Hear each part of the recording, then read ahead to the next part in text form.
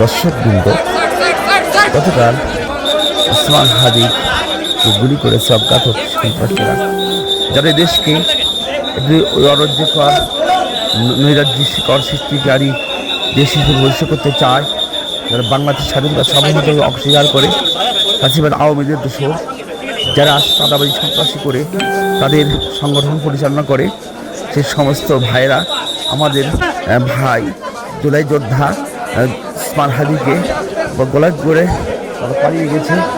ওসমান হাদিকে তাকে দেখতে গেলেন বাংলাদেশ জামাত ইসলামের সম্মানিত আমির ডাক্তার শফিকুর রহমান সহ আরও অন্যান্য নেতৃবৃন্দ।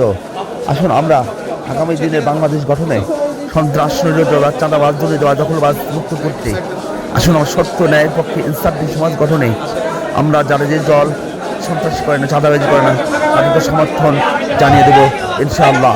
আগামী দিনে বাংলাদেশকে আধিপত্যবাদ মুক্ত করতে আসুন আমরা ওসমান হাদির জুলাই যোদ্ধাকে, ইসলামপন্থীদেরকে, ধর্ম বর্ণবিচারের সত্যের পক্ষে তাদেরকে আমরা রক্ষা করতে আমরা দৌড় অভিজ্ঞ হই ইনশাআল্লাহ। আল্লাহ তাআলা আমাদের সকলকে বিজয় দান করুন, সকলকে বিজয় দান করুন, আমিন।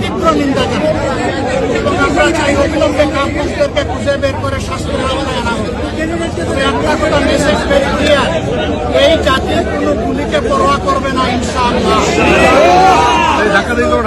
তৎকাও করে না।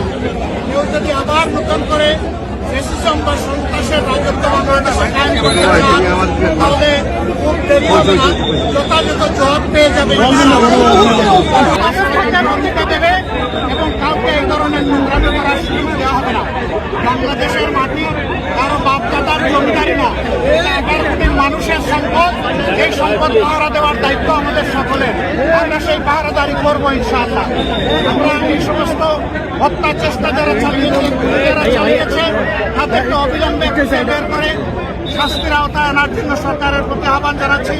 সরকারের কোন ধরনের ঢিলামি এখানে বরদাস্ত করা হবে।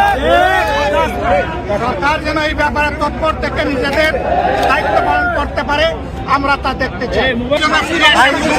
আবার রাজপথে আমাদের সকলের সাথে শরীক হতে পারে।